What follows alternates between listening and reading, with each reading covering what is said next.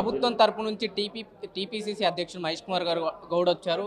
గతంలో ఎప్పుడు కూడా పూర్తి స్థాయిలో బీసీల గురించి ఎక్కడ స్పందించలేదు. ప్రభుత్వం నుంచి వచ్చారు. ఏ విధమైన సూచన చేశారు? ఎలా ఉండబోతుంది? మీరే చూశారు బ్రదర్. మహేష్ కుమార్ గౌడ్ గారు యాజ్ ఏ పీసీసీ ప్రెసిడెంట్గా వచ్చి బీసీలకు స్పష్టమైన భరోసానివ్వడం జరిగింది. బీసీలలో విశ్వాసం నింపాడు. కులగణనకు మేము కట్టుబడి ఉన్నాం. కులగణన చేసిన తర్వాతనే స్థానిక సంస్థల ఎన్నికలు నిర్వహిస్తాం. కేంద్ర ప్రభుత్వం నుంచి నిధులు రాకపోయినా సరే, ఆర్థికంగా నష్టపోయినా సరే బీసీల కోసం భరిస్తాం. మా కులగణన మా కమిట్మెంటు, మా పేటెంటు రాహుల్ గాంధీ గారు చెప్పారు, రేవంత్ రెడ్డి గారు చెప్పారు, బీసీ మినిస్టర్ పొన్నం ప్రభాకర్ చెప్పారు. బీసీలలో ఎటువంటి అనుమానాలు వద్దు, మేము చేస్తామన్నాడు. ప్రభుత్వం నుంచి పిలిచి మేము చెలో హైదరాబాద్ పిలిపియంగానే వారు చేస్తారంటే వారి మాటలు విశ్వసించినాం. వారు చేస్తారంటే మేము నమ్ముతున్నాం. ప్రతిపక్షాలు చేస్తారంటే నమ్మం కదా. దారిన పోయే దానేనో మళ్ళేనో పులే చేస్తారంటే నమ్మం కదా. ఇప్పుడు ప్రభుత్వంలో అధికారంలో ఉన్నటువంటి వాళ్ళు గౌరవంగా మమ్మల్ని గౌరవించి గాంధీ భవన్ పిలిపించుకొని చర్చలు జరిపి మళ్ళా 500 మంది కుల సంఘాల ప్రతినిధులు 100 మంది సాక్షిగా చెప్పడం జరిగింది. కాబట్టి చేస్తారనే నమ్మకం ఉంది, విశ్వాసం ఉంది. మహేష్ కుమార్ గౌడ్ గారికి బీసీ సమాజం తరఫున ప్రత్యేకంగా ధన్యవాదాలు తెలుపుతున్నాను.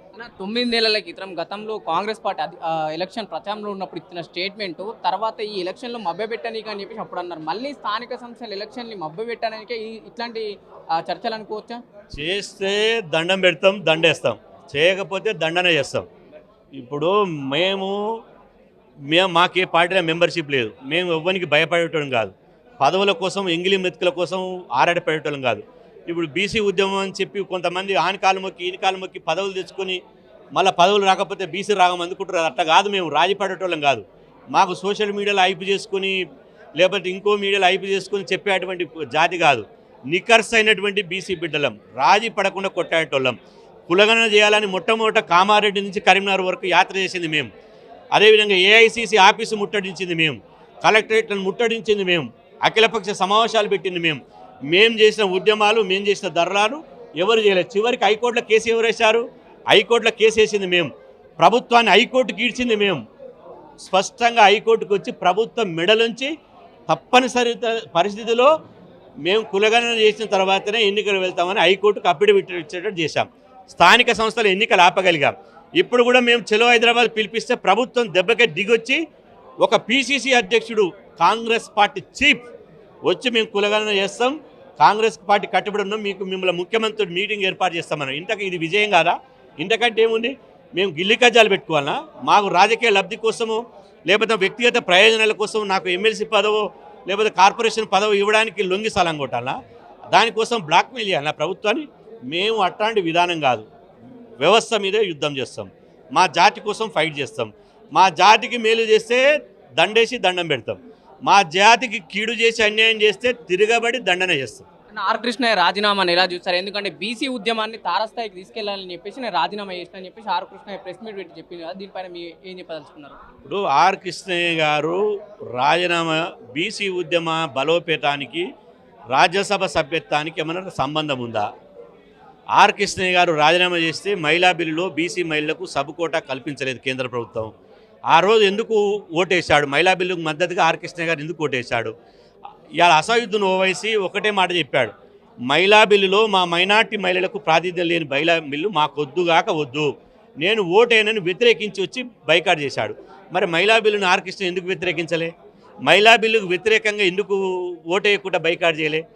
అంటే ఆర్ కృష్ణయ్య గారు నోరు తెరిస్తే ఆయన మా గురువు, ఆయన వల్లనే బీసీ ఉద్యమంలోకి వచ్చిన. కానీ తప్పని పరిస్థితుల్లో ఈరోజు ఇలా నోరు విప్పవలసి వస్తుంది. ఎందుకంటే అడుగడుగున బీసీలను అడ్డం పెట్టుకోవడం, పదవులు తెచ్చుకోవడం, అది బీసీలకు అంటగట్టడం, ఇది ఆయన చేస్తున్నటువంటి తతంగం. ఇది ఇవాళ బీసీ సీఎం అంటేవి టీడీపీలో జాయిన్ అవుతుంది, నువ్వు ఒక్కనివే టికెట్ తెచ్చుకుంటే నువ్వు ఒక్కనివే ఎమ్మెల్యే అవుతుంది. అదేవిధంగా కాంగ్రెస్ పార్టీలకు ఏ సీఎం అని లేదు. అర్ధమరాత్రి పోయిండు జానారెడ్డి ఉత్తమ్ కుమార్ సమక్షంలో కాంగ్రెస్ కండ కప్పుకుని మిర్యాలగూడలో కాంగ్రెస్ పార్టీ చేయిగుర్తు మీద పోటీ చేసిండు. మళ్ళీ జగనే ముఖ్యమంత్రి, జగన్ సంస్కరణవాది, అదేవిధంగా వైఎస్ రాజశేఖర రెడ్డి సంస్కరణవాది. వీళ్ళంతా అసలు బీసీ సీఎంలు ఆర్ కృష్ణయ్య గారి మాటలు నేను ఒకరోజు ప్రెస్ మీట్ పెట్టి చెప్తా, బీసీ సీఎంలు చేయనటువంటి పని జగన్ చేస్తున్నాడు.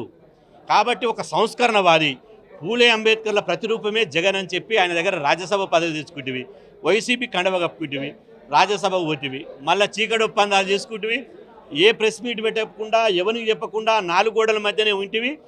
మళ్ళీ పోతేవి ఎవరిని చెప్పకుండా ఢిల్లీకి పోతే చాటమాటంగా రాజీనామా చేస్తేవి. వచ్చినాక మీ మీడియా వాళ్ళు ఎందుకు రాజీనామా చేసినామంటే నేను బీసీ ఉద్యమం బలోపేతం చేయడం కోసం చేసిన, నాకు రాజ్యాధికారం కోసం రావడం చేసిన.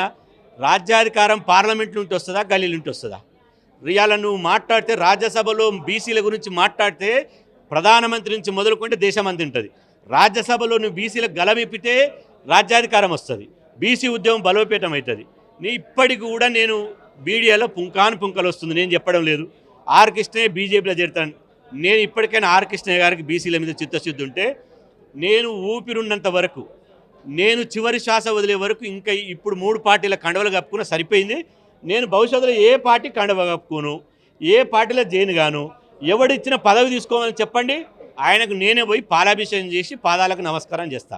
కానీ మళ్ళా చీకడు రాజ్యసభ టికెట్, రాజ్యసభ సీటు ఎవరిని చెప్పకుండా సీక్రెట్గా రాజీనామా చేసి వచ్చి నేను ఉద్యమంకు బలోపేతం కోసమే చేసినామని నమ్ముతారా? చూస్తారు కదా 2 నెలలు ఆయన స్టాండ్ ఏందో, ఆయన ఏం చేయబోతుండో, ఏం సంగతో బీసీ సమాజం అంతా చూస్తుంది. అన్న కాంగ్రెస్ పార్టీ కులగణన చేసిన తర్వాతనే స్థానిక సంస్థ ఎలక్షన్కి వెళ్తా అన్న కాంగ్రెస్ పార్టీ ఇన్ కేసు ఎన్నో ఎక్కడో మన వాళ్ళని అధిష్టానం ఒప్పుకోకను ఎక్కడో కుదరకను స్థానిక సంస్థల్లోకి కులగణన చేయక ముందే వెళ్తే ఎలా ఉంటుంది మీ కార్యాచరణ? ఖచ్చితంగా రాహుల్ గాంధీ గారు చేస్తామంటున్నాడు, పార్టీ చేస్తామంటున్నాడు. ఇప్పుడు ఒక మనిషి చెప్పినప్పుడు నమ్మాలి, ప్రభుత్వంలో ఉన్నప్పుడు చెప్పినట్టు నమ్మాలి. అది వాళ్ళు 4 గోడల మధ్యన సీక్రెట్గా చెప్తలేరు, ఓపెన్గా మీడియా సమక్షంలో ఇంతమంది కుల సంఘాల సాక్షి చెప్తున్నారు.